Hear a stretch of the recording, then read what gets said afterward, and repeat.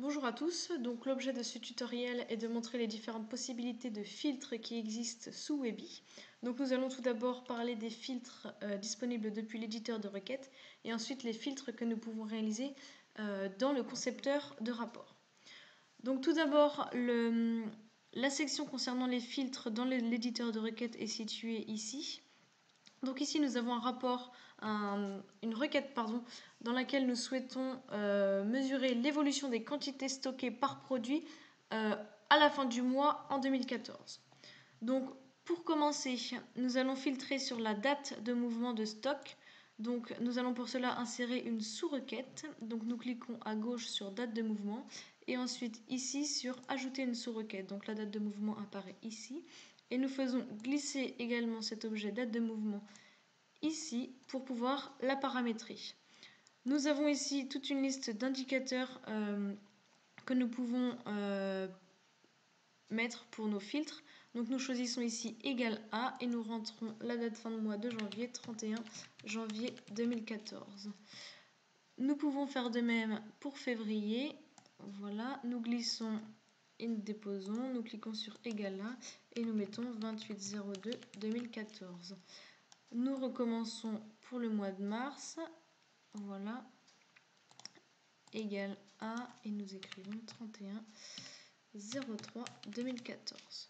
Nous pouvons s'arrêter là pour les dates. Nous avons ici l'opérateur et qui s'est rajouté en jointure des différentes dates. Il est impossible d'avoir à la fois toutes ces dates. Donc nous cliquons dessus pour avoir l'opérateur ou.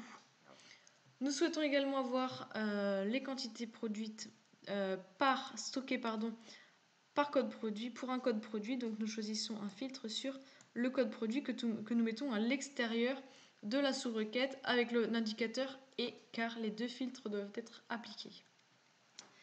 Nous choisissons ici dans liste alors que nous pouvons quand même choisir l'opérateur que nous souhaitons. Nous laissons dans liste et nous choisissons de mettre une invite, ce qui permet à l'exécuteur de la requête de choisir le code produit qu'il souhaite. Nous pouvons ici paramétrer l'invite, donc ici en mettant le texte de saisie que nous souhaitons, en choisissant si nous souhaitons une liste de valeurs ou non, si on souhaite conserver les dernières valeurs ou non, et ici nous pouvons par exemple dire si l'invite est facultative, ce qui permet à l'utilisateur d'exécuter la requête sans remplir de code produit. Nous souhaitons ici la rendre obligatoire, donc nous décochons cette case. Nous cliquons sur OK. Nos filtres sont à présent réalisés, nous pouvons donc exécuter la requête. Nous sommes invités à choisir le code produit que nous désirons. Donc ici, le 3 est présélectionné, nous allons choisir celui-ci et nous voyons qu'une petite coche verte apparaît ici, ce qui signifie que l'utilisateur peut continuer. Nous cliquons sur OK.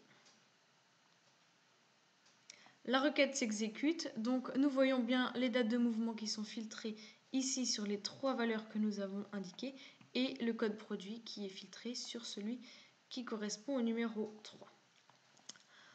Nous allons à présent passer à une autre requête pour un autre type de filtre. Donc ici, nous souhaitons avoir les produits qui ont un point de commande inférieur au stock de sécurité. Donc on voit bien qu'on cherche à comparer deux objets, le stock de sécurité et le point de commande. Donc pour ce faire, nous glissons par exemple le point de commande dans les filtres de la requête. Et donc nous sélectionnons inférieur à. Et nous avons la possibilité ici de choisir objet issu de cette requête. Donc nous sélectionnons cette possibilité et ensuite nous allons chercher le stock de sécurité ici et nous cliquons sur OK. Voici notre requête à présent, nous pouvons l'exécuter. Donc, hop, voici le rapport à présent réalisé. Nous voyons que le stock de sécurité apparaît et que l'ensemble des points de commande sont inférieurs au stock de sécurité. Et il y a seulement 125 références, donc ce n'est pas la totalité de la base de données. Ensuite, donc nous allons passer aux filtres que nous pouvons réaliser au sein d'un rapport. Donc ici, nous souhaitons avoir les produits qui ont une quantité stockée qui est en dessous du stock de sécurité, donc à une date donnée. Donc nous avons préparamétré un filtre sur la date de mouvement au 30 juin 2014 et une catégorie qui est une invite. Nous le voyons ici, avec l'opérateur « et ». Nous pouvons exécuter la requête. Et alors, nous cliquons sur les petites flèches ici pour actualiser les valeurs. Voilà, toutes les catégories apparaissent. Et nous sélectionnons accessoires et bikes comme c'est présélectionné déjà. Nous cliquons sur OK. Donc, le rapport apparaît. Nous voyons la désignation, les quantités en stock, le stock de sécurité, l'insuffisance de stock et une variable créée auparavant qui détermine la criticité de l'insuffisance de stock. Nous voyons que nous avons beaucoup de zéros. C'est ici qu'intervient le filtre à l'intérieur du concepteur de rapport. Donc nous pouvons supprimer ces zéros car lorsque l'insuffisance est à 0, cela signifie qu'il y a équilibre entre le stock de sécurité et les quantités en stock. Ce ne sont pas les valeurs que nous souhaitons voir apparaître. Nous cliquons donc sur une case de cette colonne insuffisance de stock. Nous faisons un clic droit et dans filtre, nous sélectionnons ajouter un filtre. Donc le bloc, l'objet apparaît automatiquement ici insuffisance de stock. Nous choisissons, nous avons encore une liste d'opérateurs ici qui apparaît, nous pouvons le choisir. Attention, pour enlever les zéros, il ne faut pas cliquer sur n'est pas nul car cela considère que ce sont les valeurs vides. Donc ici nous choisissons inférieur à et nous choisissons ici l'opérateur 0. Nous cliquons sur la flèche ici pour sélectionner la valeur et nous cliquons sur appliquer et OK. Nous voyons ici que seules les valeurs inférieures à 0 apparaissent et donc nous avons uniquement les produits pour lesquels il y a une réelle insuffisance de stock. Donc pour créer ce filtre, nous pourrions également aller dans analyse, ici l'onglet analyse et filtre. Donc là on peut ajouter un filtre. Voilà pour les filtres. Donc ça c'est un filtre que nous pouvons faire dans le concepteur de rapport. Cependant nous voyons bien qu'il est figé. Nous allons donc passer à un autre rapport pour montrer un autre type de filtre. Donc ici nous n'avons pas de filtre dans notre requête, mais nous pourrions très bien avoir un. L'objectif de cette requête est d'avoir le coût standard par catégorie et sous-catégorie.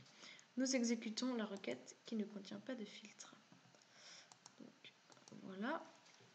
La voici à présent. Donc, elle contient ici un graphique et un tableau qui représentent les coûts standards moyens par catégorie et ici par sous-catégorie, sachant que toutes les catégories sont représentées. Donc nous souhaitons avoir en fonction d'une catégorie sélectionnée le coût moyen des sous-catégories pour cette catégorie sélectionnée. Donc l'ensemble de ces éléments, de ces 4 éléments là doivent avoir ce filtre sur la sous-catégorie, la catégorie pardon. Donc nous pouvons sélectionner un élément, clic droit, cliquez sur filtre et ensuite créer par un nouveau contrôle d'entrée. Nous sélectionnons la catégorie et nous cliquons sur suivant. Nous sélectionnons le contrôle d'entrée que nous souhaitons avoir, donc nous cochons par exemple boîte déroulante et nous cliquons sur suivant. Ensuite, nous sommes invités à choisir les dépendances du contrôle d'entrée. Donc, nous choisissons pour le moment uniquement ce bloc diagramme à colonne. Et nous terminons. Nous voyons ici apparaître notre contrôle d'entrée sur la catégorie. Donc, nous pouvons choisir toutes les valeurs ou bien choisir la catégorie que nous souhaitons. Donc, le diagramme, vous voyez, si nous modifions la valeur de la catégorie, il change. Cependant, nous souhaitons que tous ces éléments soient concernés par ce filtre sur la catégorie, donc ce contrôle d'entrée. Donc nous cliquons ici sur modifier les dépendances et nous sélectionnons les différents éléments concernés. Donc le tableau vertical ici, le second tableau vertical et le diagramme à secteur. Nous cliquons sur OK. Il s'actualise en fonction de la catégorie. Nous pourrions également cliquer sur avoir ce coût standard par sous-catégorie. Nous créons un second contrôle d'entrée.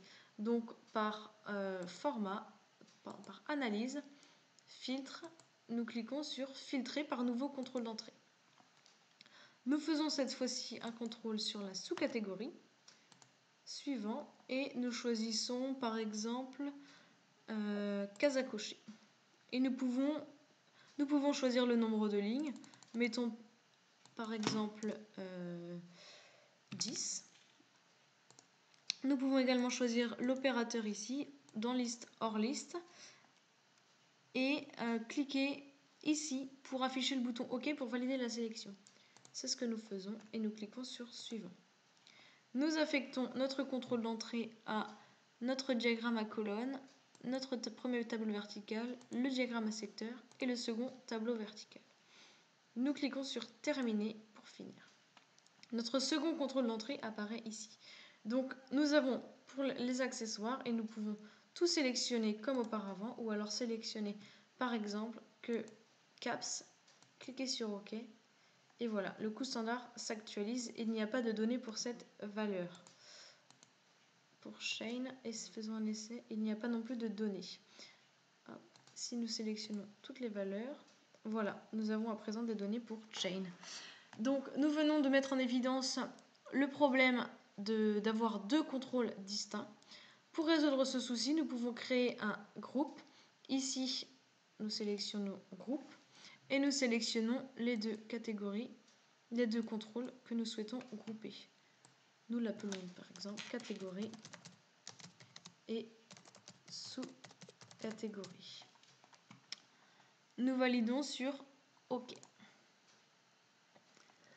L'avantage de créer des groupes, c'est que lorsque nous sélectionnons une catégorie ici, par exemple bikes, seules les valeurs correspondant à bikes apparaissent ici dans la sous-catégorie. Et donc nous ne pouvons sélectionner que roads. OK. Par exemple, voilà. Pour la catégorie bikes, seules ces trois valeurs sont disponibles. Si nous changeons de catégorie, par exemple accessories, nous voyons bien que notre catégorie caps que nous avions tout à l'heure n'apparaît plus. Nous pouvons cliquer par exemple sur Bike Rocks.